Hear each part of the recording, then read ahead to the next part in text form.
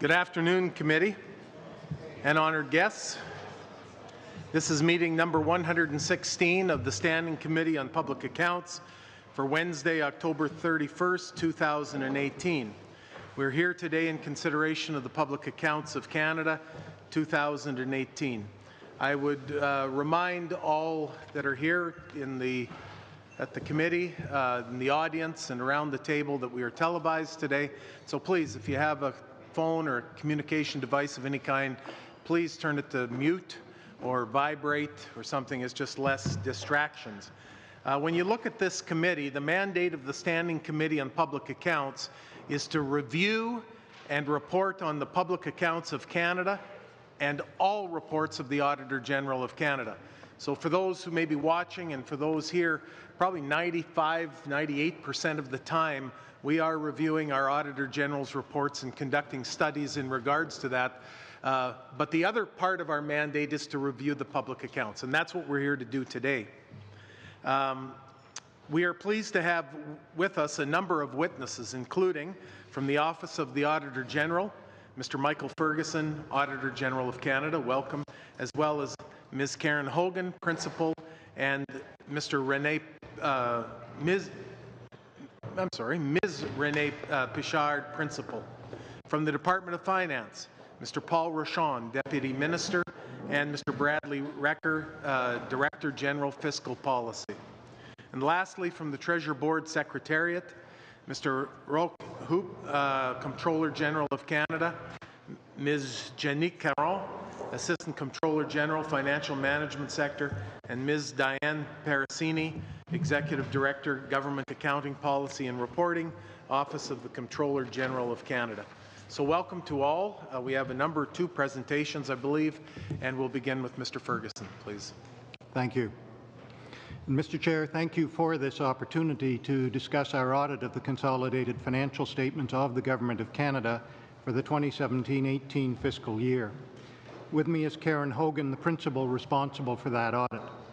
I'm also accompanied today by Renee Pichard, the principal responsible for our recently tabled commentary on the 2017-18 financial audits, which reports on our financial audits of federal organizations.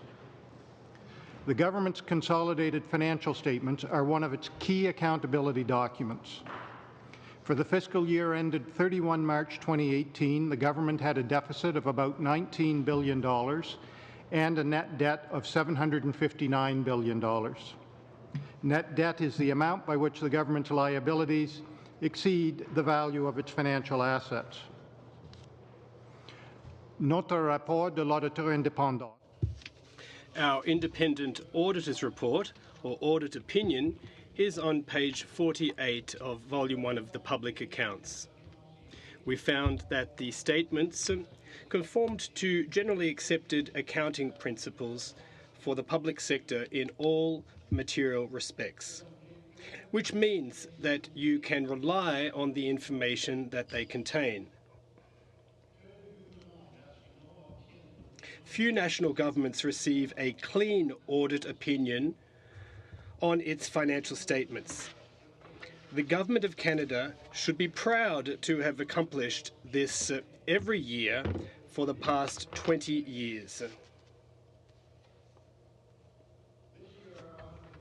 Financial statements took us more than 60,000 hours, which is longer than it takes to complete 7 performance audits. This financial audit matters because it supports parliamentary oversight of the government, promotes transparency, and encourages good financial management. Our commentary on financial audits includes 3 observations that resulted from our audit of the government's consolidated financial statements. Ce commentaire n'est pas un rapport. Our commentary on financial audits includes 3 observations that resulted from our audit of the government's consolidated financial statements. Our commentary report is not an audit report. It highlights the results of all the financial audits we conducted and provides commentary on the results. Our intention is to provide parliamentarians with useful and easy-to-find information on our financial audits. Our 3 observations on the government's 2017-18 financial statements involve pay administration, discount rates for management assessments, and National Defence's inventory management. I will address each of these matters briefly. Again this year, we found deficiencies in the government's internal controls for pay expenses, which meant we had to carry out detailed audit tests of the $25 billion in salaries and benefits processed through the Phoenix pay system. We looked at about 16,000 pay transactions across 47 departments. We found that 62% of the employees in our sample were paid incorrectly at least once during this year. The government underpaid some employees and overpaid some employees. We estimated $369 million in underpayments and $246 million in overpayments. Despite the significant number of individual pay errors, they didn't result in a financially significant error in the government's total reported pay expenses. This was because overpayments and underpayments partially offset each other, and because the government recorded year-end accounting adjustments to improve the accuracy of its pay expenses. These adjustments changed only the reported pay expenses in the consolidated financial statements. They didn't correct the underlying problems, nor did they correct the pay errors that continued to affect thousands of employees. The second item in our observations is positive, as it resolves an issue we raised in the previous 2 years.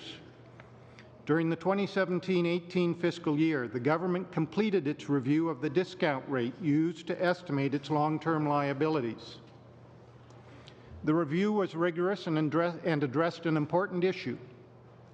The most significant impact of changing how discount rates are determined was on the valuation of public sector unfunded pension liabilities.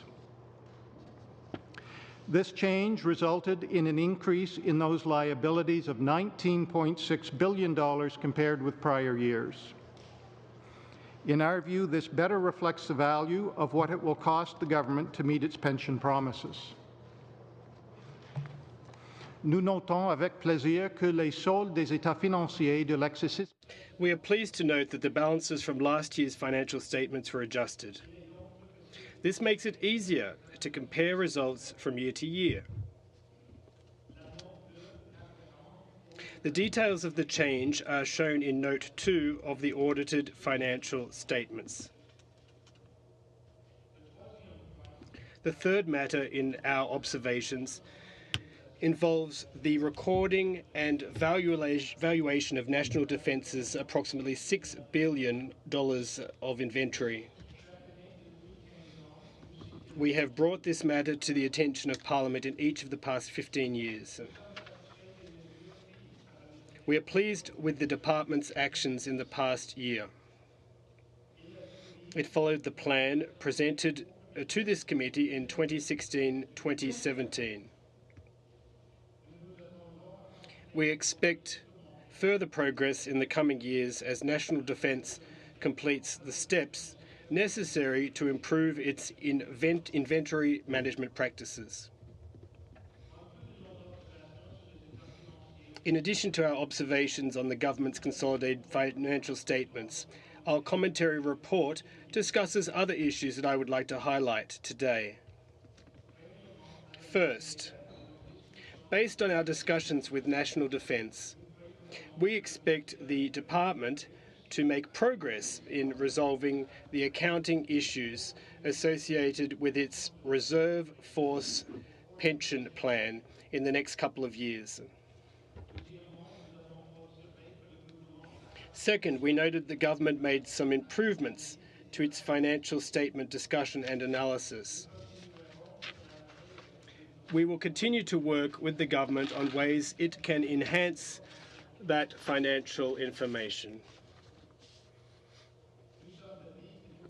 We also believe that we can help the government to streamline other information it includes in the public accounts to make it easier to understand.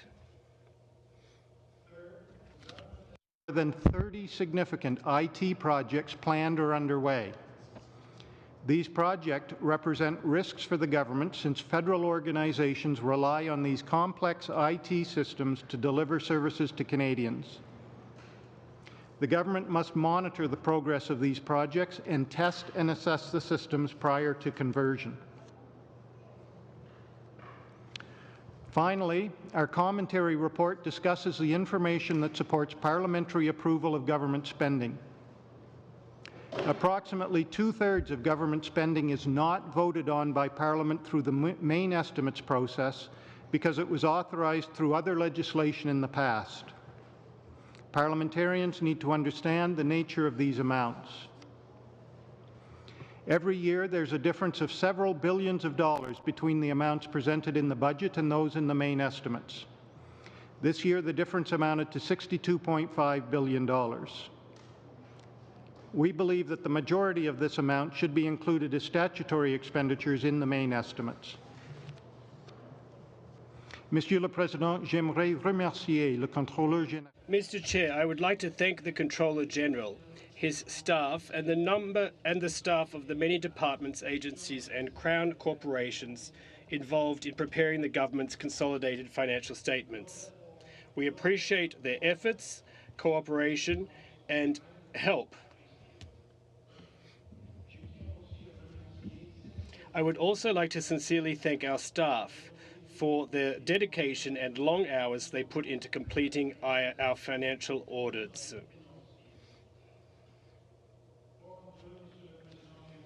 Finally, Mr. Chair, I would like to say that I am pleased that again this year the committee has decided to hold this hearing so soon after the release of the consolidated financial statements, while the information is still current.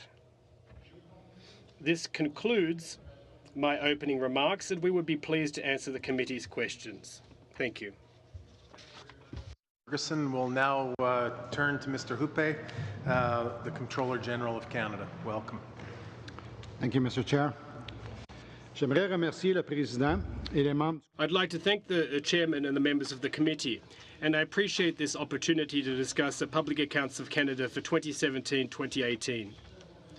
I'm joined today by my colleagues from the Treasury Board of Canada Secretariat, Yannick Caron, Assistant Controller General of Financial Management Sector, and Diane Perasidi, Executive Director of Government Accounting Policy and Reporting. Include the audited consolidated financial statements for the 2017-18 fiscal year, which ended on March 31st, 2018, in addition to other unaudited financial information. They are part of a series of reports to Parliament and Canadians that outline how the Government of Canada spent the money that it requested from Parliament and how it generated revenues. I am pleased to note that for the 20th consecutive year, the Auditor General has issued an unmodified or clean audit opinion of these financial statements. This demonstrates, once again, the high quality and accuracy of Canada's financial reporting and the Government of Canada's commitment as an institution to the responsible financial management and oversight of taxpayer dollars. In terms of highlights, the public accounts are showing an annual deficit of approximately $19 billion, virtually unchanged from last year, with an accumulated deficit of $671.3 billion. The ratio of accumulated deficit to GDP is 31.3%, down from 32% in fiscal year 16-17. This year, the government reviewed its methodology for the selection of discount rates to promote consistency in measuring financial statement items. Discount rates are used to estimate today's value of future cash flows. This change was applied to a number of liabilities and assets. For the unfunded pension obligations, the new methodology represents a fundamental change in the government's discounting approach. It is therefore considered a change in accounting policy and was implemented retroactively. Un travail considérable est consacré à ces états financiers. This year, the government reviewed its methodology, and this change was applied in a number of liabilities and assets. Now, much of the work goes into these financial statements, which were prepared under the joint direction of the Minister of Finance, the President of the Treasury Board, and the Receiver General for Canada. And I'd like to thank the financial management community of the Government of Canada for their excellent work in helping to prepare the public accounts. Its members are responsible for maintaining detailed records of their transactions in their departmental accounts and maintaining strong internal controls. For its continued cooperation and assistance. In particular, as noted in his observations, the OAG has invested many hours and has worked closely with my office to achieve this 20th unmodified audit opinion. Nous lui sommes très reconnaissants de son professionnalisme. We very much appreciate their professionalism and collaboration, and I would look forward to addressing your questions to aid you in your study of the public accounts. It was a short deck presentation that was provided to this committee, so obviously if there's any questions on that deck, we would also welcome these questions. Thank you. Thank you very much, Mr. Huppe. We'll now move to the first round of questioning, which is a 7-minute round, and we'll go to Madame Mendez, please. 7 minutes. Merci beaucoup, Monsieur le Président. Thank you very much, Mr. Chairman, and thank you to all of you for your attendance here today. Mr. Huppe, welcome. This is the first time that we meet officially, and congratulations on your appointment to the position of Controller General. I'd also like to make congratulatory remarks regarding the quality of your speech, Mr. Ferguson. I enjoyed reading the French version. It's well written, and the phrases it's very well expressed. So congratulations and hats off. We were, moreover, very pleasantly surprised, well, not surprised, but glad to see your commentary report in a separate annex, even though it took some time to put our finger on it. But I was pleased to see that it provided in-depth explanations and gave a greater understanding of what Canada's public accounts comprise.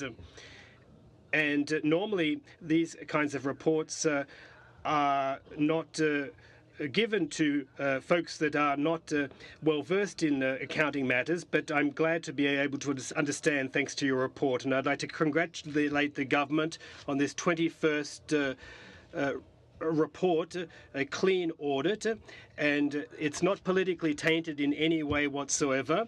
It's we should congratulate the entire public service for managing taxpayers' funds in such an efficient manner and in compliance with accounting standards. Here's my question.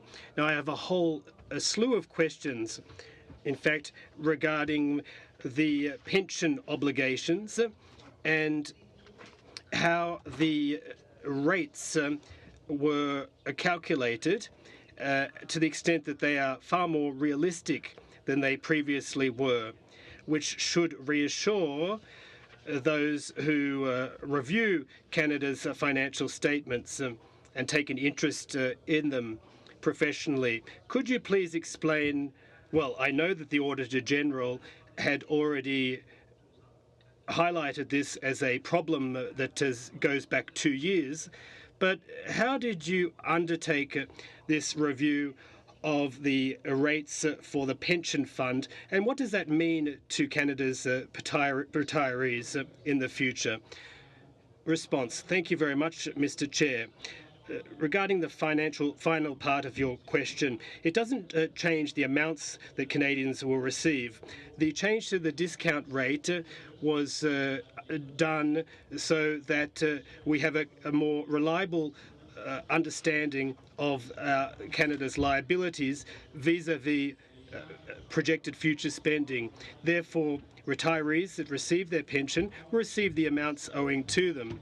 However, those amounts will be paid over the next 10, 15, 20 years. And in these financial statements, it is incumbent upon us to update those figures so that they represent a fair current market value. And that was the nature of our exercise, which was in response to the recommendations made by the Auditor General, who had stated that the discount rates that we had been using were in the upper range of the acceptable rates. And the upshot of that is that the higher the rate is, the lower the liability. So we wanted to ensure that the liability wasn't under-assessed and that it was a fair assessment. So here's what we did. We looked at the general accounting and non-accounting principles that have to be adhered to. We took a look at what other jurisdictions do, both domestically and abroad, and we arrived at an analysis of which the upshot was an overhaul of our methodology, which is far more in keeping what is realistic in terms of our borrowing rate.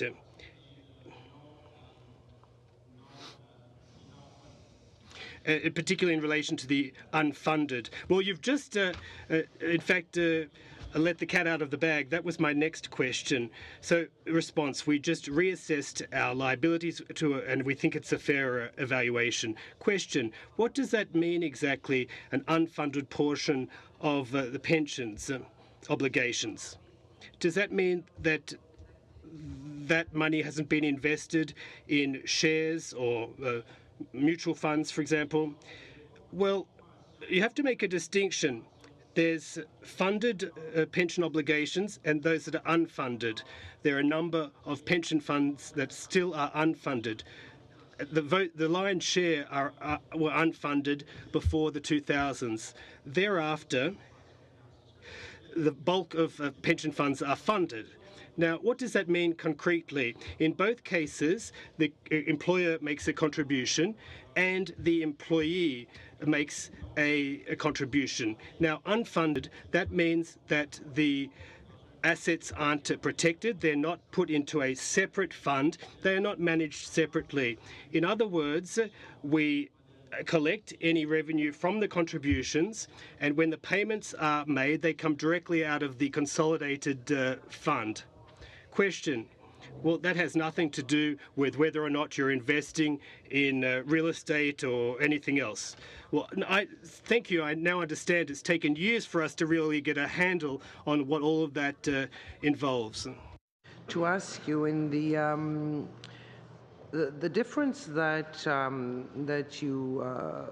you underlined between the budget and the main estimates, the $62.5 billion, how could it become part of the budget or actually, how could it be included in the main estimates in an ongoing basis, if I understand correctly? That was your point? So the issue that we're raising there, and again, just by the way of trying to help parliamentarians understand some of those documents. So if you look at the budget says that there's an amount of whatever it was, $330-something billion that would be budgeted to be spent. If you look at the main estimates to see how much is there that's going to be voted on by Parliament and how much that is statutory, so already approved by Parliament, it was $270-something billion, so a difference of $62 billion. So, you know, my starting point is, well, if the government is planning on spending $330 billion, there should be a very clear path to how Parliament has authorized or will authorize the spending of that $330 billion. Parliament should be authorizing all of it, right? Parliament is the body that authorizes the government to spend money. So then when I see that there's an amount that is considered statutory and an amount that's considered voted, to me those are the only two ways that Parliament can actually approve spending. They either have to vote on it or it has to be already built into legislation and authorized by Parliament. So I would expect those two numbers to add up to the $330 billion. but they don't. Okay? They add up to $270 billion, a $62 billion difference. There's a table in the main estimates, and I believe also in the budget, that explains what's in that $62 billion. And some of it, for example, was children's benefits, which are authorized, the program is authorized under the Income Tax Act. So if there's a piece of legislation that authorizes that program, why is it not considered statutory, like all of the other statutory payments? And then the last thing is, again, one thing that I noticed was even when you look at how much is statutory and how much is voted, 2/3 of the amount in the main estimates is considered to be statutory. So at the end of the day, Parliament is only voting on about $110 billion of the $330 billion that is in the government's budget, which is, I would say, the reverse percentage as the provinces, and I understand there's things like equalization at the federal level, but nevertheless, I think there are some types of payments that the federal government considers statutory that perhaps the provinces might consider to be things that need to be voted. So I'm just trying to bring all of that information to your understanding. Thank you very much, sir. We'll now move to the opposition and to Mr. Kelly. Please, you have 7 minutes. Thank you. Good to see you, Mr. Ferguson. Thank you for your work on behalf of Canadians and to our other witnesses today. So in the public accounts, you report the $615 million worth of pay errors. We've talked about, of course, we know that you had characterized the Phoenix system as an incomprehensible failure. You spoke of how, in part of your explanation of incomprehensible was that there were every bit of oversight and management that would seem appropriate, and yet it happened. Do you think that the underlying issue may not be a lack of oversight, but the quality of oversight? And I raise this now because we have 30 other significant IT projects that you've identified in your report.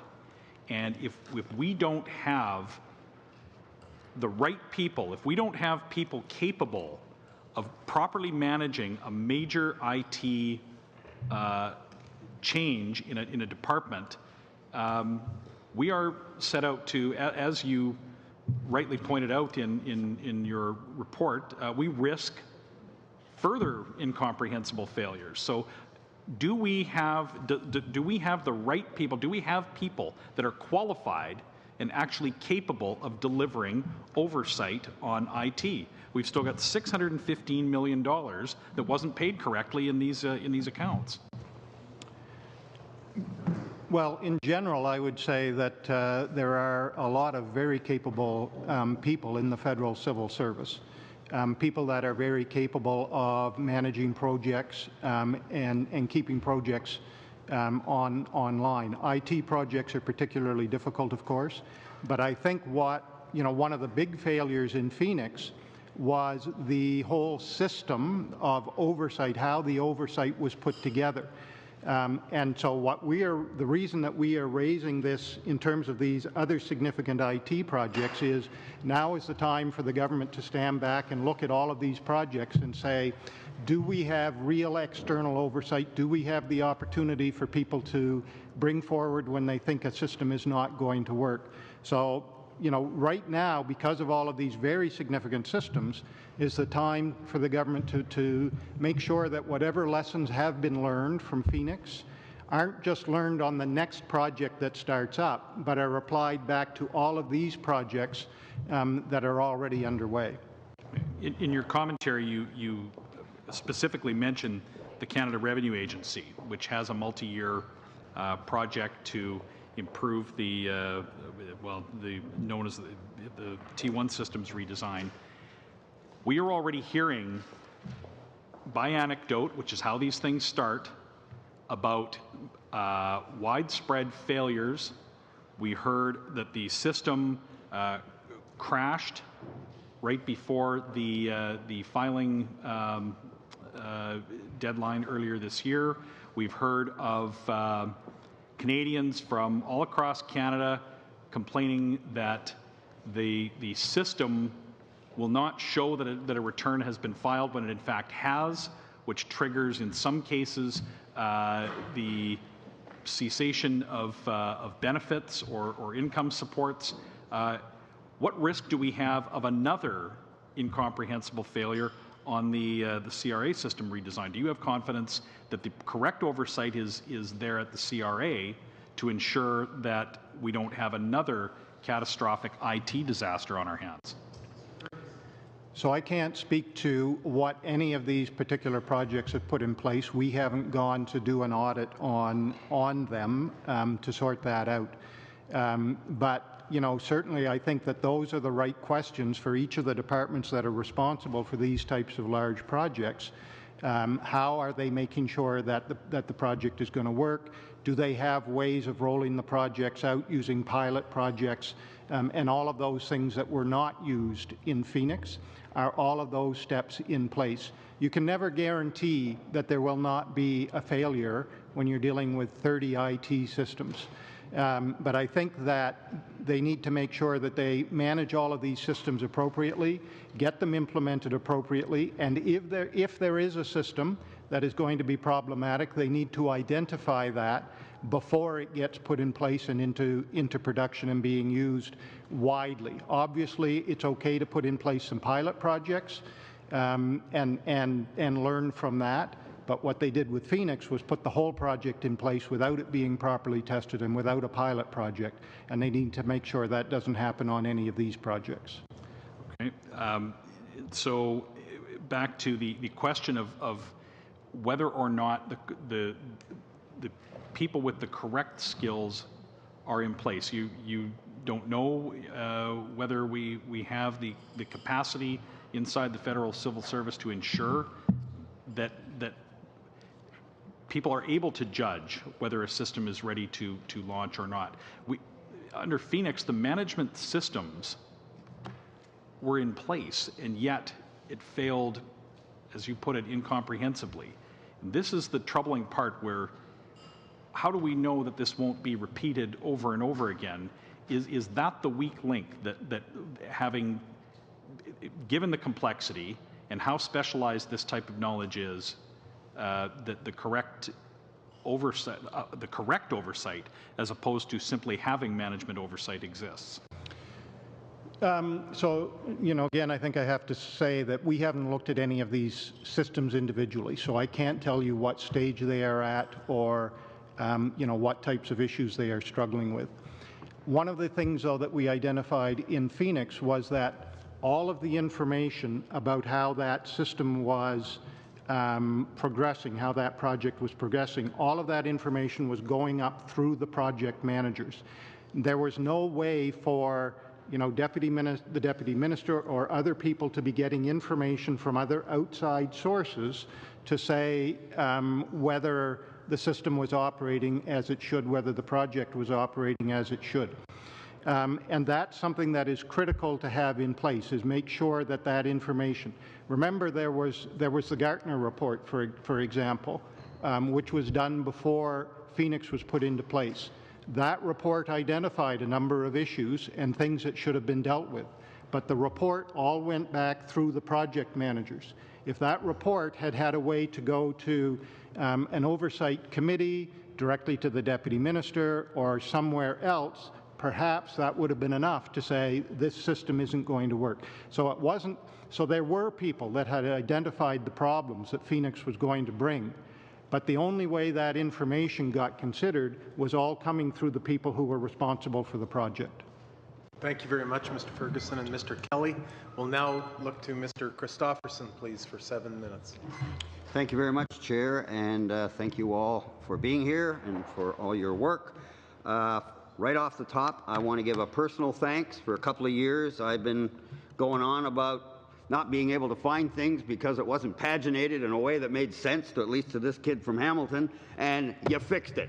Anybody can find any page real quick. Appreciate it. Whoever gets the kudos for that, thank you. I also want to comment on the 20th clean audit. as you know, members, this is the 14th time that I've had the honor of being here when we received a clean audit. And I've always felt that this was a time when somebody who gets absolutely no part of the credit at all, because we've never been government, gives a tip of the hat to both the previous, or the two parties that have governed, that have given us these 20 years of clean audits. It gives Canadians the assurance that I can tell you as I travel the world a lot of countries would love to have, and that is that nobody's robbing us blind and stealing the money from the Canadian Treasury and putting it in an offshore account. We have our challenges. That's not one of them. And most of that credit goes to the bureaucracy, the civil servants, the staff, who diligently, day in and day out, are so dutiful in terms of their responsibilities. That's the only way this happens. And so, as someone from the so far eternal third party, with a couple of exceptions, I want to express my gratitude to previous governments and to, more importantly, the bureaucracy and the civil servants that gave us this. We should all be proud of this, and thank you. I just wanted to mention, I had the same question as my friend Madame Mendez about the 65 billion, and I think I got as much as we're probably going to get here of an answer. That's the first time I've been exposed to that as an issue, which I think is why my colleague asked the question. This may be one of those, I leave with you, Chair and colleagues, that may be one of the items where we actually want to do a follow-up hearing resulting from these. And I can tell you, since I've been here, that would be a first. That would be a real sign of advancement that we're really starting to do our job on public accounts. This sounds like something really important, macro, and this oversight committee, I think, should be seized of this a little more. I also want to take an opportunity, because I'm certainly one of those that's very good at giving the criticism when it's deserved and necessary, and so I also want to make sure there's an opportunity for credit. And in this case, I want to give a shout out to, first of all, our whole process, how quickly the discount rate was raised at an issue, seized by this committee, recommendations made, the bureaucracy grabbed it, ran with it. I think, I could be wrong, but I think within a couple of years from identifying an issue to having it resolved, that's impressive. And I want to thank those that, and give them the credit that made that happen, and for giving the respect to the AG's work and this committee that they deserved.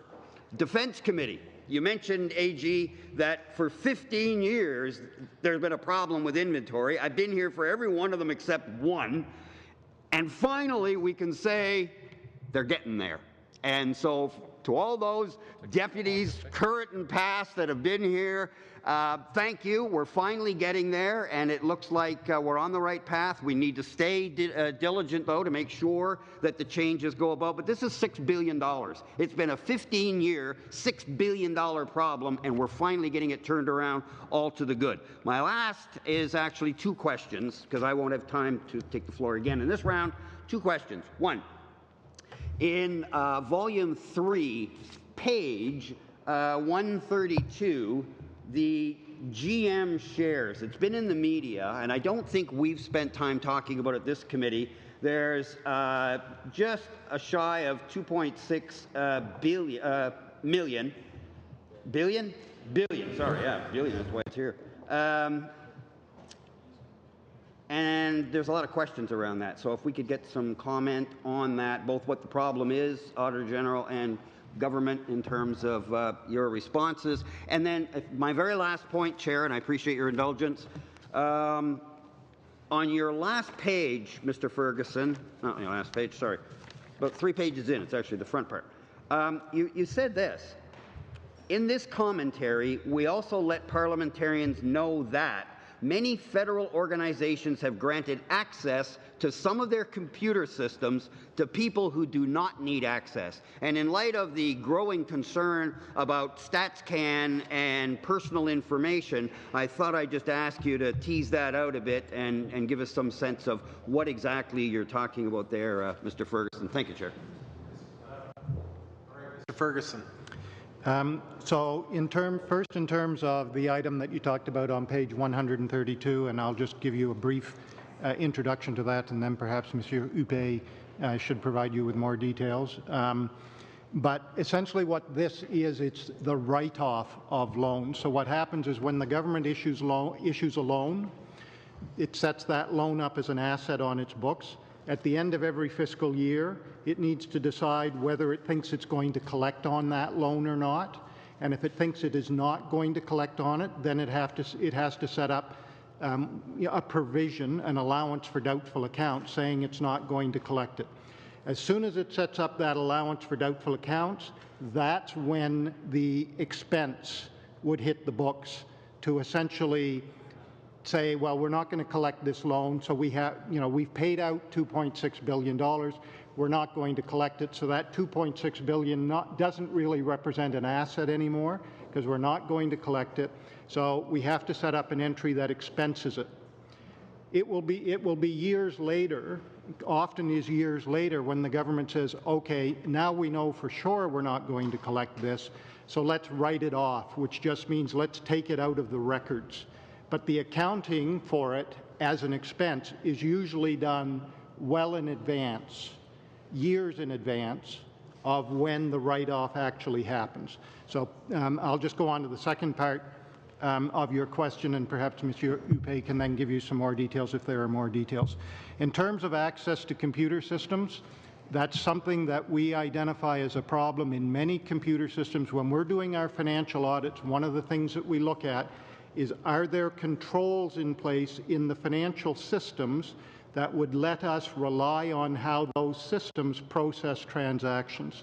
So one of the first things we look for is, are departments properly controlling access? So only people that need access can access those systems.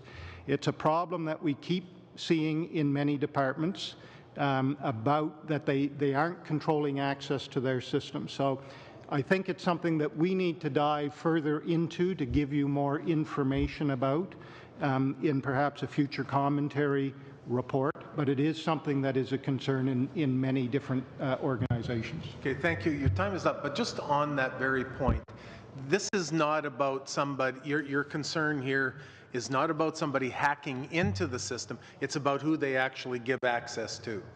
It's about who they give access to and what type of access they give to those people. So improper security around access to the system. That's right, and you're right, we're not talking so much about hacking, although if there are not good access controls, that could facilitate hacking as well. But primarily we're looking at only the people that need access should have access, and they should only have access to the parts of the system that they need to access. Thank you very much. We'll now move to Monsieur Massé. Monsieur Massé, 7 minutes. Merci, Monsieur le Président. Thank you, Mr. Chair. Well, listen, I would like to thank all the teams involved in preparing Canada's public accounts. These are particularly important documents that enable us as members of parliament to have access to a wealth of very important, significant information. There's still some work to be done to make this information more user-friendly. Oftentimes you have to dig out your calculator or pore over the document to arrive at the information. And on the same line of thought as Mr. Christopherson, the media outlets last week reported the write-off of Chrysler's debt, several $billion, and obviously that has struck everyone because there's a significant difference to what's occurred in previous years where debt has been written off year after year. Now, when I say you could make this more user-friendly, I'd like to know what the total amount of debt write-off was for this fiscal year, because you have to sift through the pages to get that information. So there's $4 billion of write-offs over time. So Mr. Huppé or Mr. Rochon, could you please respond to the following question? Do you believe that that the federal government and that the departments have sufficient control mechanisms in place in order to address the poor, the creditors' owing amounts? Well, thank you. there are a number of departments that are well versed in collection and control of bad debts. Now, the lion's share of write-offs over years, and you spoke about the infamous $4 billion, $3 billion comes from the CRA, Canada Revenue Agency, and a huge portion of the revenue is collected by the CRA. From an accounting standpoint, one must not forget that our assets need to be assessed effectively and accurately to give an accurate portrait of our assets. So each and every year we look at our accounts receivable, and we ensure that we assess the likelihood of collection out of these various accounts and ensure that there is a reserve fund. And as Mr. Ferguson said earlier in relation to Chrysler, in previous years, decisions were made, and there are criteria that have to be met in order to proceed with a write-off, and those criteria must be met, at which point write-off is begun. Now, there are some departments that are better at this than others. It's not their top priority, of course. One needs to understand, and of course control mechanisms were somewhat wanting at the time, but I can assure you that the vast majority of departments, for example, there are write-off committees that have been struck. The necessary authorities have taken on this challenge. Senior officials are taking it on head-on before final decisions are made, and the final decision isn't made by the department when it comes to write-offs. The Treasury Board Secretariat has a number of criteria set in place. Mr. Rochon, please flesh out that response. So based on what I heard earlier, a better job could be done. There are some departments that are doing a good job, others that not so good. Now, over the recent years, I've done a bit of research on this. I'm highly interested in public accounts, and the US Treasury in 1996 put in place the Debt Collection Improvement Act over 20 years ago. Now, they implemented this because there are a number of challenges that US departments faced in collecting bad debts. Most Canadians pay their debts, but in any event, the US Treasury wanted a more stringent process. So they enacted that legislation, and it was quite successful. Year in, year out, they collect on about $40 billion of bad debts, million rather, and they let their departments do their job for about 6 months, and after 180 days they call on the various US departments to transfer that debt over to the US Treasury. Now, it's my understanding the Receiver General put in place a pilot project a couple of years ago. I'd like to hear your thoughts on that. Could we go even further and recover bad debts in order to provide a better outlook? And as a member for the Gaspé, when I look at the figures like this, sometimes when it's in the figures to the tune of 4 billion or 4 million, it's hard to really get a keen sense of the magnitude of the amount of money in question. But could we go further and put in place a better mechanism in order to optimize the write-off of bad debts? If that goes back to Mr. Huppé, or if you still wanted Mr. Rochon to answer the question in your first question. Okay, I think Mr. Huppé will start. Je vais commencer. Je peux vous assurer. I'll start. I can assure you that under the current process, and folks have referred to this, working in a horizontal manner, as in the United States, is possible. We have a mechanism to write off a number of our debts. Some debt amounts have been recovered for various reasons. CRA can revise the amount and can write off some amounts. And of course, these are procedures that are already in place. You alluded to a pilot project. Now, a pilot project was implemented, and we're awaiting a report in the upcoming months, and Parks Canada is part of this pilot project. And the pilot project was implemented to determine how we can facilitate collection in the case of a number of organisations for whom it's not the top priority or the raison d'être, and for whom the capacity isn't up to snuff in terms of those processes. So we've called on bodies that are better versed in those processes to see what kind of results we can have. But clearly, CRA is doing a good job in this area. There are a number of studies carried out over recent years regarding the success or lack thereof of various revenue agencies abroad, and Revenue Canada was ranked one of the top in terms of efficiency. Give Mr. Rashan the opportunity. Sure, thank you, Chair. Le seul point supplémentaire que je voudrais, c'est qu'il faut... Just a supplementary, if I may. I'd like to draw your attention to the figures, and in the case of Chrysler in particular, it was a loan of $2.9 billion initially that was paid back. 2.1 billion of the 2.9 billion was repaid, but over the course of time, that's one factor. And second factor, interest rates. Well, and the amount that was remained, and the currency factor, there was $2.6 billion that was written off out of the accounts. So it's a bit misleading to say, well, there was $2.10 billion related to a loan that Chrysler got. Well, it was something between this 2.9 and 2.10. Thank you.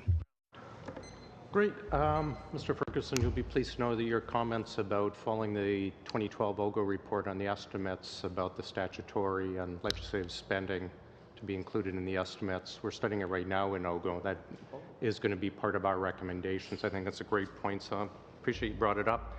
I want to talk to both Treasury Board and yourself about the Vote 40, the $7.04 billion that was in the mains. How is it going to appear in public accounts? The spending. Okay, so first of all, Vote 40 does not appear obviously in these public accounts. I realize that. How will it? Exactly. So in the future, so this funding was set aside in a special purpose vote. I know. I'm sorry. We're going to be very short. Time. We have 5 minutes. How will it appear in the public accounts? Two ways. The money was either provided to departments because department came and got their funding from it. So then it would show as an expenditures within these different departments. You would see an increase in their appropriations. Or second, if that vote is not completely used, then it would be either lapsed or carried forward to the following year. So you would see that. I'm going to give you an example. If you look to page 293, there's a line item, Prime Minister's visit to Tel Aviv, a $4 spending detail. Prime Minister's visit to Havana, a $32 spending detail. Will it be broken down as detailed as regular spending? Money from the Vote 40. Yeah, the Vote 40, the Vote 40 will appear in the appropriations of the departments. Obviously, as a result of the budget measures, it won't be as it will depend on what the expenditure is about. To be honest with you, so. If it's about professional services, it would be included as professional services. In Volume 2, you have a series of breakdowns of the expenditures by the department. But let me give you another example. Yeah. In 8-11, there's almost $250 million or a third of $1 billion for stabilizing the Phoenix pay system. We've asked what that money is going to be used for. There's no answer. No one seems to know exactly. How will that third of $1 billion show to Canadians and parliamentarians in the public accounts? Yeah, will it show up detailed, such as a $4 coffee on the Prime Minister's trip, or will it show as a line item transfer of a third of $1 billion? It'll show as a transfer to the department, and then it'll show up as an expenditure, so depending on the types of expenditure. So if the money was used, for example, for additional staff, it'll show as a salary expenditures. If the money was used to hire outside expertise, it'll show as a professional services. So you're saying it will show up as detailed as regular spending in the public account? It'll show as, yeah, exactly. Okay. Mr. Ferguson, is that your understanding of the Vote 40? I haven't really looked into the details of how it's going to show up in the public accounts, but certainly as I understand, with Vote 40, departments have to go, they have to go through the process to request, they get an allocation. So at some point there should be an accounting that would be possible of out of Vote 40, what was approved for what departments, how was it transferred to those departments, and then how does it show up in their public accounts? Right. The reason I asked this, we've asked the Parliamentary Budget Officer, and we've also asked other folks from Treasury Board, including Mr. Pagan, and their comment is no, it'll come across just as a line item transfer, the full amount. So can you explain the discrepancy from what we've heard in testimony in the Operations Committee and what you're saying now? If I'm not mistaken, actually, there's already amounts from Vote 40 that have been allocated to departments because departments did what we call a Treasury Board submission. Yeah. And we have on our site an info base, a list, and we could provide a committee a list of these amounts, and the allocations to the different departments is actually what's left in the Vote 40. We have that accounting. Yeah, no, I've seen the website, and it's not as well detailed as it should be, because every time you update it, it only shows that month. It doesn't show the year. Yeah, it'll show the transfer, and then the expenditures will show. Just one moment on the point of order. I sit with Mr. McCauley at operations too, so I know what he's talking about, but our colleagues don't necessarily know what we're talking about, and we're here today to discuss public accounts, the current public accounts, not the future ones. So I'd like us to stick to the point, and we're not all at the same level of understanding of what you're talking about, Mr. McCauley, with all due respect.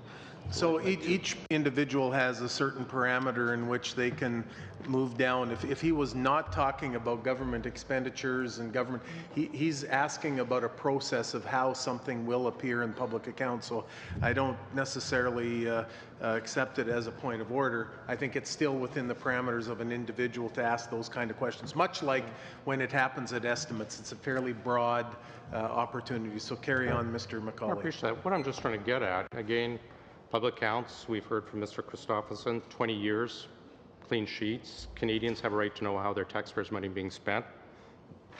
Detailed enough to show a $4 coffee on a global affairs purchase. We've heard testimony, $1/3 billion for Phoenix stabilization will only show as a line item. You're presenting contradictory testimony to what the PBO as well as Brian Pagan from your own department has stated.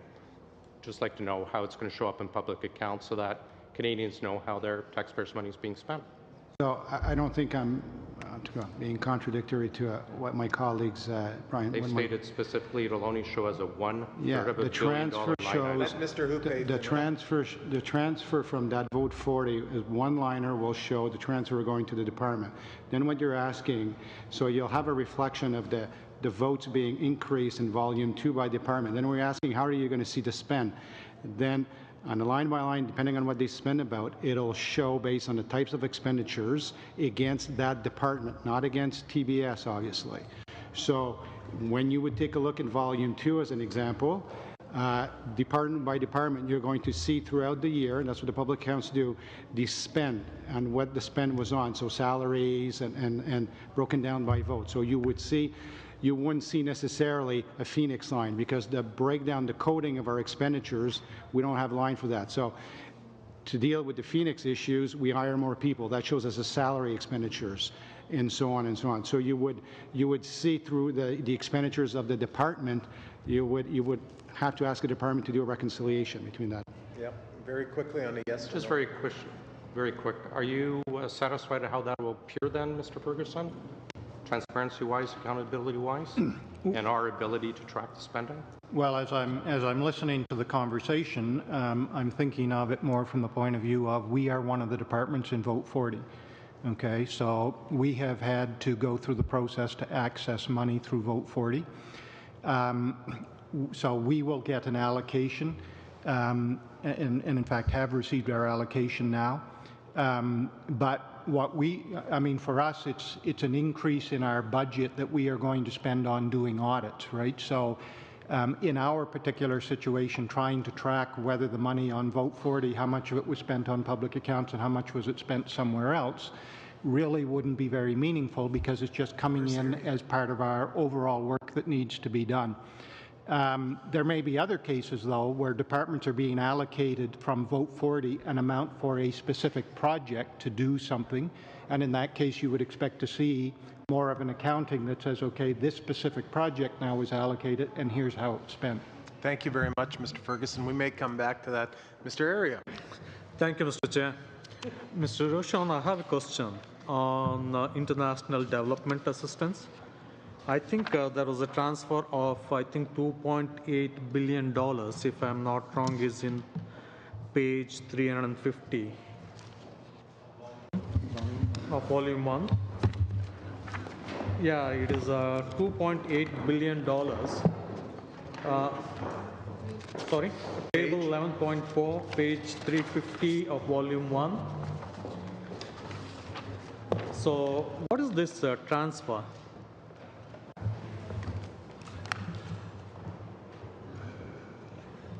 So these are the total of the transfers to the World Bank, the African Development Bank, for international assistance. I thought they were different. That's under finance. There's a few other things in there, sorry, but yeah, primarily that's what they relate to. No, I thought the African Development Bank, International Development Association, they're all covered under finance. That is 2.28 billion. This 2.8 is part of that? The 2.8 is part of that because the Minister of Finance is the governor for the World Bank. Yep. Okay, so the international humanitarian assistance of 468 is distinct from that. Oh, I'm sorry, I was referring to global affairs. My colleague Brad Recker is pointing out. So, pardon me, you're asking what is the $2.2 billion under the 2.8. So that is money from global affairs to the World Bank? That'd be the entirety, I believe, of their transfer Sorry? payments related to international development. Can you turn the mic close to you? Thank you. Oh, you got the finance numbers too. Allotment to the World Bank. And it would be an international development line item. Am I correct on that? That's correct. You've got under finance, you've got the International Development Association for multilateral debt relief. Yep. Those are amounts that are paid to the World Bank. Yep. As well as the African Development Fund, so the African Development Bank. So, I mean, just for me to understand very perfectly clear, this $2.8 billion includes the $2.2 billion in the above line? Oh, I see your question. No, that is a different line. Sorry. Then that 2.2 billion, it goes to International Development Association, including African Development Bank. Correct. For me, this international development under global affairs is a distinct item of $2.8 billion. Correct. Yeah, where does that go to? The global affairs amounts. I'm not certain. Okay, you can always come back to us on that. Yeah. Thank you. And the next is the table 11.6, page 354, volume 1, under finance, mortgage or hypothecary insurance protection of $350 billion. I understand that the two approved mortgage insurers are Genworth Financial Mortgage Insurance Company and Canada Guarantee Mortgage Insurance Company. So approximately $350 billion. Is the government making any revenue out of the guarantee provided? Yeah, we charge a guarantee fee. How much? How much? I don't have that in front of me, but I could easily get that for you. Okay. Now,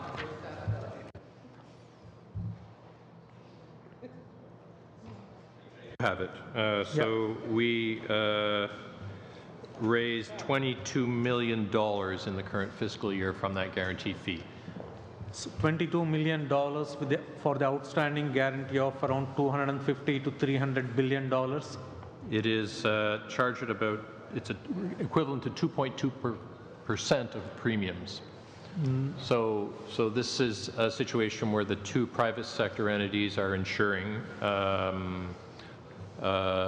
mortgage loans, and in exchange for the government guarantee, which is 90% guarantee in the case of default, we charge a fee equivalent to 2.25% of the premiums that they raise. Okay. I mean, do we need to do this? Is it not exposed? I know you do this stress test and say that there's no problem of loss under this guarantee, but do we actually need to do this?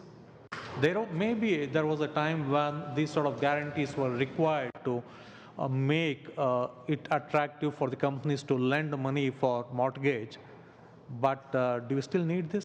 Mr. Area, Mr. Rashan. The guarantee fee is principally in place to provide a level playing field between the private sector insurers and the Canada Mortgage and Housing Corporation, which is also active in the area and insures about half the market. And of course, the CMHC has an implicit 100% Government of Canada guarantee. So the 90% guarantee to the private insurers was to provide a level playing field between private sector entities and the government's Crown Corporation, CMHC. Thank you, Mr. Rashan. Thank you, Mr. Area. Now come back to Mr. McCauley, please. To take a couple seconds of my time to recognize, I think this might be Mr. Christopherson's final public accounts. Yeah, the public accounts meeting, but the actual public accounts, he was mentioning. Oh, I see. The last one. Yeah. He's like the Iron Man. Mr. Ferguson, am I correct there was about $9 billion of lapse funding from the last fiscal year? I don't know the exact amount, but that sounds about right.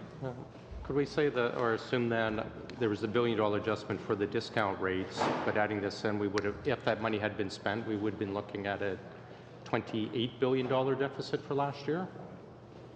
If that spending had happened? Well, I guess you can say if the government had spent any additional amount without getting any additional revenue, it would go right on to the bottom line. Do you know how much of that lapse funding is identified in next year's budget? Just curious. That's not information I would have. Okay. I just want to go back to the discount rate.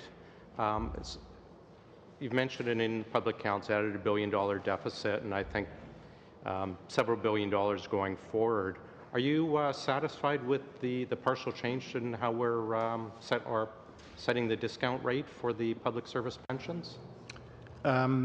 I think that they have done a very good job on that analysis, and yes, the amount that they've come up with is a sound amount for valuing the obligations for pension promises in the unfunded portion of the pension plan. So yes, I think it's a very good change.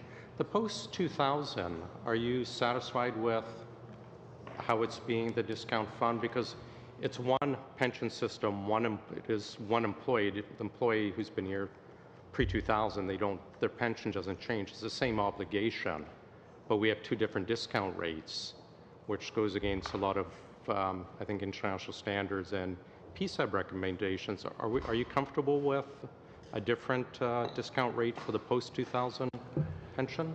So the government has always kept the pre-2000 and the post-2000 separate, and has done that forever, since 2000 when that happened, in its financial statements, that keeping those two items separate.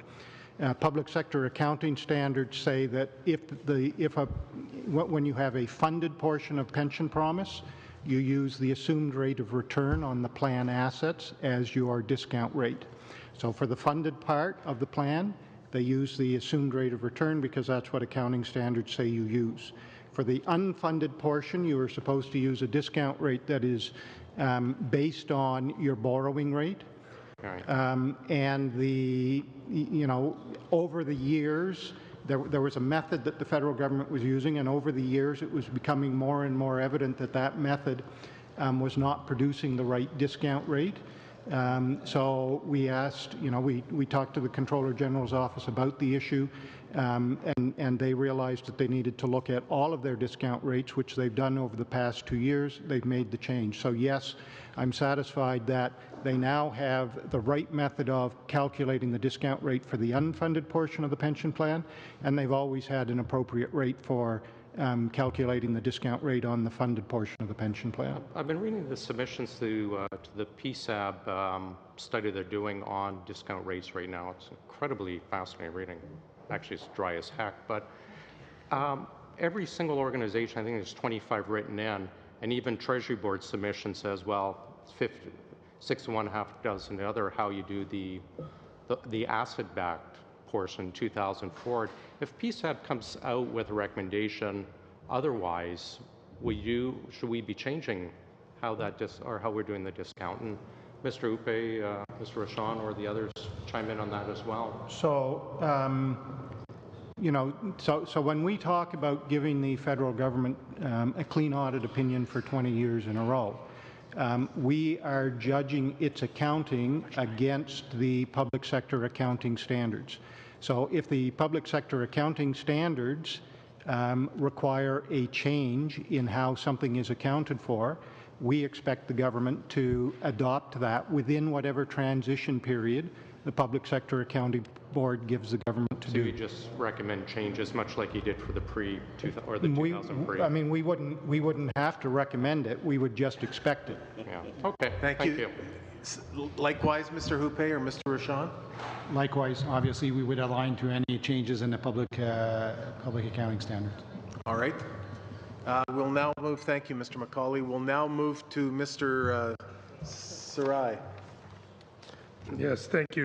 A few questions out. If we were to write off a loan, it takes it off the books, but doesn't extinguish liability, am I right? So the person who's owing that amount, it still owes it. The government has assumed that the ability to collect on that is gone. I'm just curious, and what's the percentage of bad debt that actually gets collected? Is there a percentage? Well, I don't have the global amount offhand, but being a previous CRA employee, I could tell you that's a good question. We've had that question many times in committee.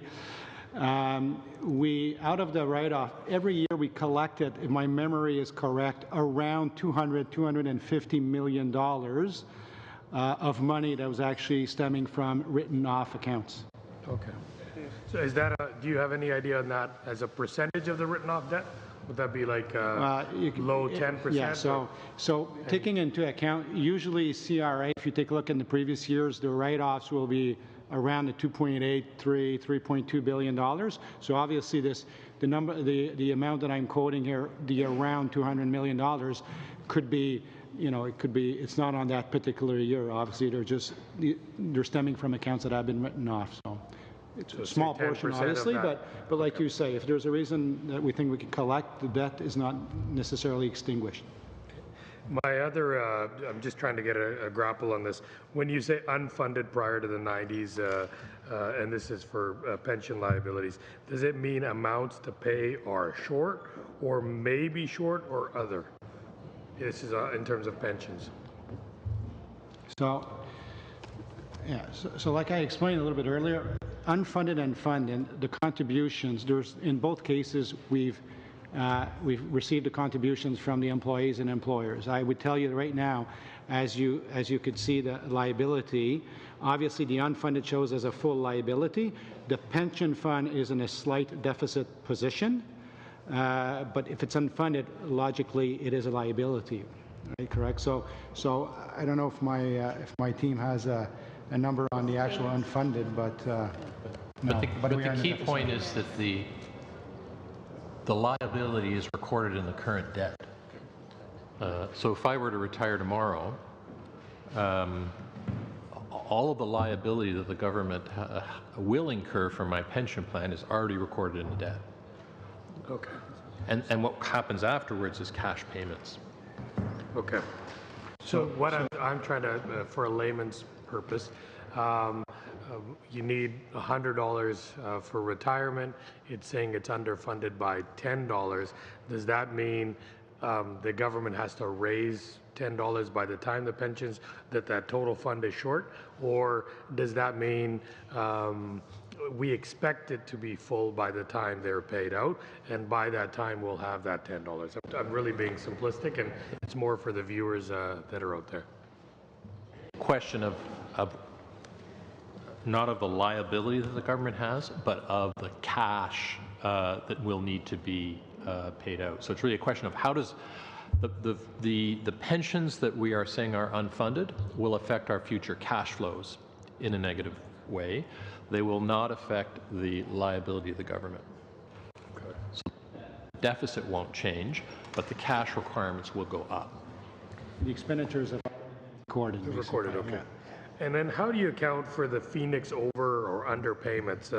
Is there an accurate payroll at the end of the year, or do we kind of estimate and expect to resolve it in the following year, i.e. do we use contingencies? Because if we're seeing this $260 million perhaps underpaid and 300, overpaid and 300 plus million underpaid, how do departments accurately calculate their payroll expense for the year? And this seems to be new phenomena. Thank you, Mr. Sarai. Before we go into an answer here, you see that the lights are blinking and the bells are ringing. It's calling us to a vote. We are in the same building as where the vote takes place. There'll be half-hour bells. I'll need a unanimous. Bell. No, it has to be a half-hour bell if there's committees. It is? It's a half-hour bell. So do we have a motion then to carry on and give us 10 minutes before? Sounds good. That's carried. I'm sorry, Mr. Sarai, did you finish your question? I think I finished it. I just wanted to know if the how do you accurately calculate payroll due to the Phoenix issue? Is it still ongoing, and comparatively to the past, is it a challenge? Well, I wouldn't hide the fact that, it's a challenge in a sense that there's errors in the pay. So basically, the different organizations have set up some control frameworks to make sure that they reconcile the different pay expenditures. And as an example, if we owe money to someone, at the end of the year, what we do is an accrual, so a payables, to reflect the fact that we owe money, because what you're seeing here is accrual accounting. So basically, it's not because we haven't paid that person that we don't account for the expenditures. So basically, when there is a recognition at the end of the fiscal year that we still owe money because of mistakes in the pay, we will still recognize the expenditure. All right. We'll now move to Mr. Christofferson. Mr. Christofferson. Thank you, Chair. 3 quick things. 1, when I raised the issue of the GM shares, I had the dollar amount right, I had the line item right, but actually it wasn't the GM shares, it was the Chrysler, my mistake. And going back to a 214 report from the Auditor General, it said, and this was just requoted in a recent article, we found it impossible to gain a complete picture of the assistance provided, the difference the assistance made to the viability of the companies, and the amounts recovered and lost. Further on, the Auditor General says, there was no comprehensive reporting of the information to Parliament. So I was seeking both the backstory and the going forward story, if there is one, with regard to that. That's one. I only got 5 minutes, so I'll lay my questions out and see how far we can get in an answer. That was page 132. Page 161.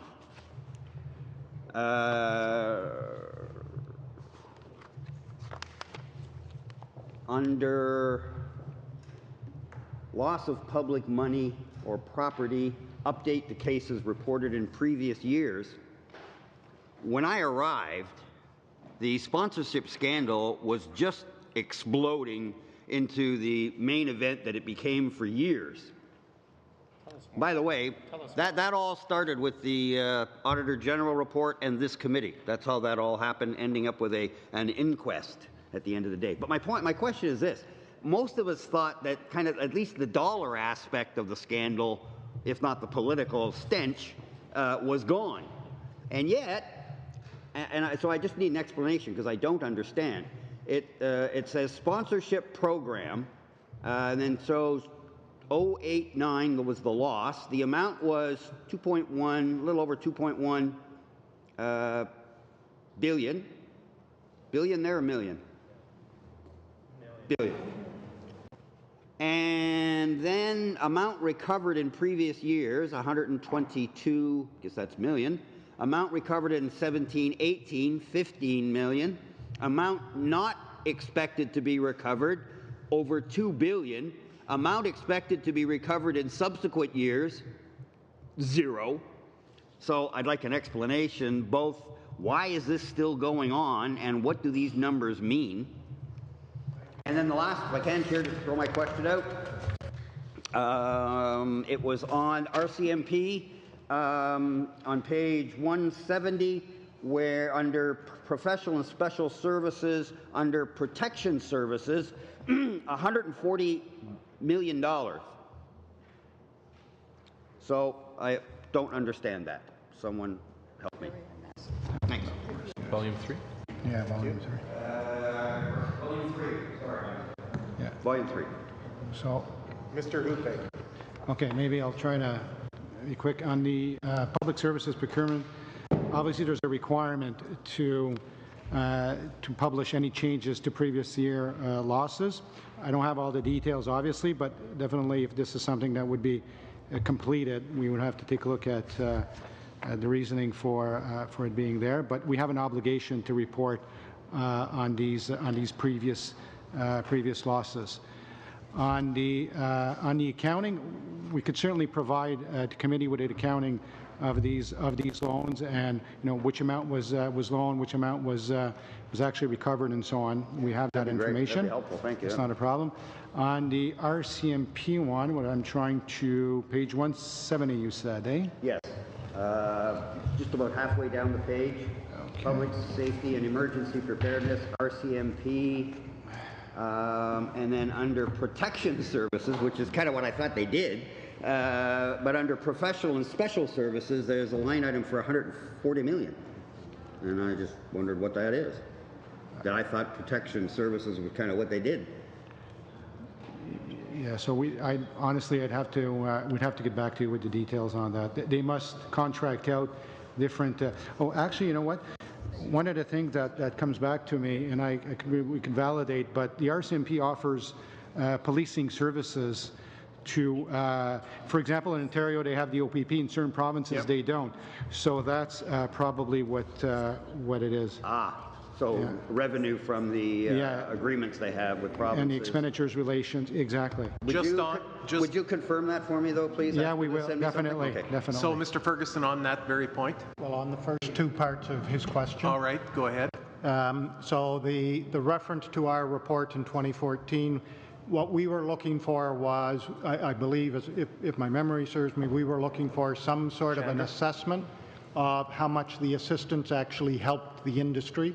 So that's different than the collectability issue. Okay, so we were looking more for some results reporting.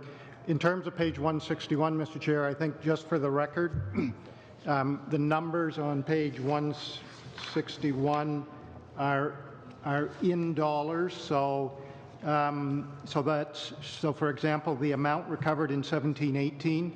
That's $15,000. That's not $15 million, that's $15,000.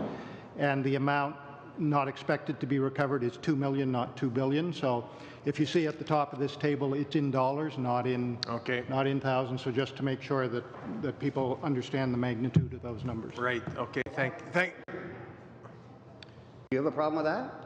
Is that an issue? Is that normal that it would be this long and still record itself? Well, I think particularly with something like this, it comes down to, and I think this goes back to the question earlier on, to me what it shows is that the government continues to work some of these files, and when possible they can recover something. So, here is a question of in 17-18 they were still able to recover $15,000 on probably a file that you would have expected they wouldn't be able to collect much more on. So. Thank you very much, Mr. Ferguson and Mr. Christofferson. Mr. Area.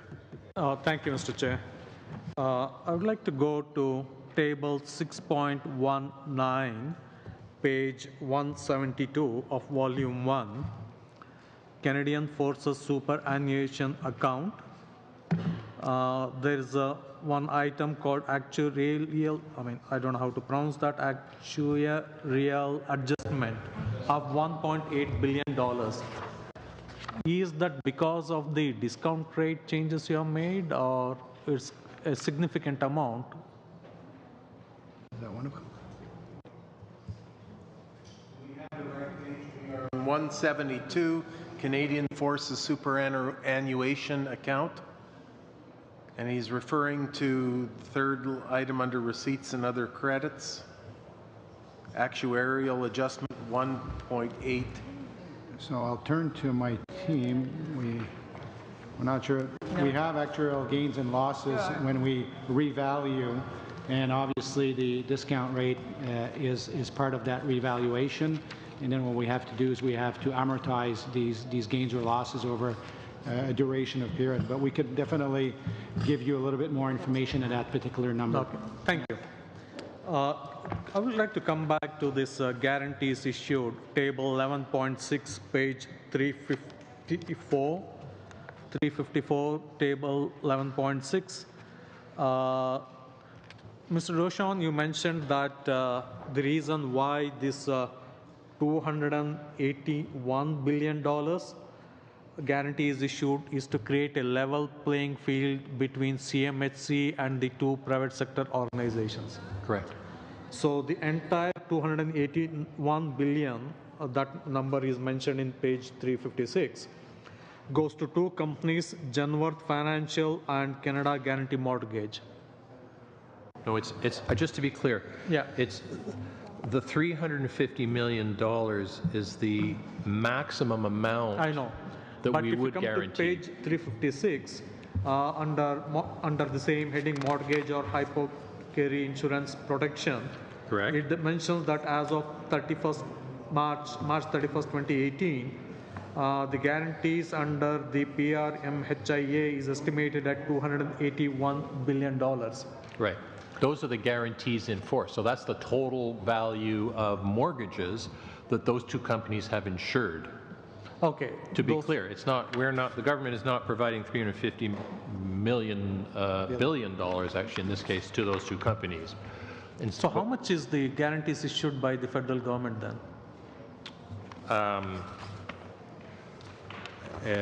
Well, it would be a combination of the guarantees for the private insurers of $350 million, plus a $600 billion, limit for the CMHC. So a total limit on the mortgage guarantees of $950 billion.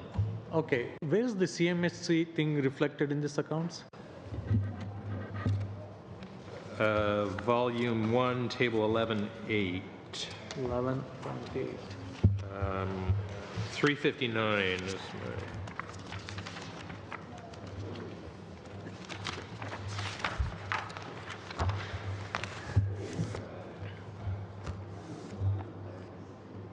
Okay, got it. Okay, Yep. Thank you. Thank you very much. No, that's okay. I'm good. She has got a question. Okay, very quickly, Ms. Yip, and then Mr. McCauley has a final question. In the OAG's commentary on the the financial audits, it's mentioned that almost a third of all the management letter recommendations to federal organizations remain unresolved more than 2 years after it's initially brought to the organization's management's attention. What can we do to have the government to ensure that these recommendations are acted on by the management in a timely and effective manner? So I think, again, as we've talked about when we do performance audits, there are lots of times when we don't see our recommendations being acted on. In the financial audit world, we see that the government does act on our recommendations, and most of them are dealt with within that 2-year time period. I think what worries us the most about the outstanding ones, again, goes back to things like the access issue on IT systems, and making sure that when we identify access issues, that those are dealt with more quickly. So some of these recommendations do take some time to implement. So as of right now, I don't think we are particularly concerned with how long they are taking, but I think there needs to be more attention paid to the access issues on IT systems. Thank you. Thank you, Ms. Yip. Going to have Mr. McCauley with the last segment of time for the day, and then we'll have to go to the vote. Mr. Rochon, I'm impressed with your memory that you would know exactly what table that it was for. You talked. I'm very impressed with Mr. Rochon for a number of reasons. Okay, but, don't burn up my time. You mentioned about if you'd retired, you would, et cetera, et cetera. If you cashed out early, you would use a different discount rate for your cash out for your pension than the government's actually using for their long-term liabilities for their anticipated return on any post-2000. Would you not? And if so, why? If I cashed out early, if you it would affect the total actuarial value of my pension benefit over the course of the rest of my life. If you took a paycheck, my understanding is it's... But it wouldn't necessarily affect the actuary. It wouldn't... If I cashed out early, I'd have to think this through. I understand you use a different... You cashed out early and took the money and ran. Right. The discount rate used to determine your portion is at a different discount rate than actually used, a more generous discount rate than used for the anticipated return. But we're short on time. I want to get back to the post. Answer on that. So, Mr. Chair, I think something that people need to understand when you're dealing with pensions is, and as Mr. Yupe explained earlier on, at a point in time, you predict what the cash flows are going to be, okay? So based on how many people are in a plan, when they're going to retire, you can put together an estimate and what their salaries were. The actuaries can put together an estimate of how much cash is going to be paid out over the next 50, 70 years, whatever, right? A long period of time, how much cash is going to be paid out. That estimate of cash doesn't change no matter what your discount rate is, okay? That estimate of cash is the estimate of cash. Then when you try and say, well, okay, we're paying these amounts of money out over many, many years, how much is that worth today? That's when you have to decide what discount rate do you use. And the discount rate you use, there can be many different discount rates. So the discount rate we've been talking about is a discount rate for accounting purposes. And the accounting standards say, for accounting purposes, here's how you set the discount rate. When you're talking about cashing out, you're talking about a solvency basis, essentially. You're talking about if everybody decided today we wanted to cash out, you would use a different discount rate because you're changing the cash flow. So yes, in terms of, the question of, if people were cashing out today, wouldn't you use a different discount rate? Yes, you would. But that's not the assumption that's used for accounting and to set the discount rate for accounting. For the final comment now. Just last question. I just want to get back to, again, the post-2000. I understand we're using the anticipated rate. I'm just curious, it's technically an arbitrary rate.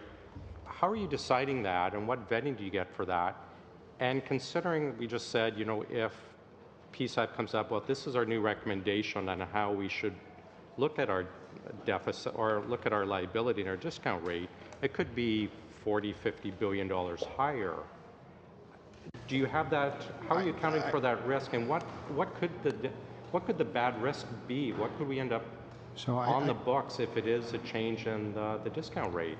So obviously, if we would align to a change in standard, it would have an impact on the liability. Yeah, what we haven't made that analysis, obviously, and we can say what the actual rate would be, but definitely, so I can't say it's going to be 40 or 50 billion, obviously, but what I would say, I agree that there would be an impact on it, and we would align to any changes in the standards if they decide to go that way, obviously. Just where are you getting the anticipated rate of return from? It's a different question. Thank you, Ms. Mendez. Okay, just ordered. That was the last. I think we'll just we've got to get to the votes, and so I want to thank everyone. Order. Order.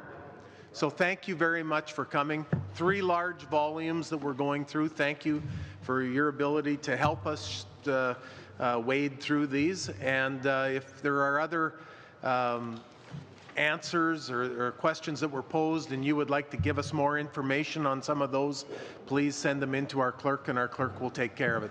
We have a vote now, so thank you very much for being here. We are adjourned.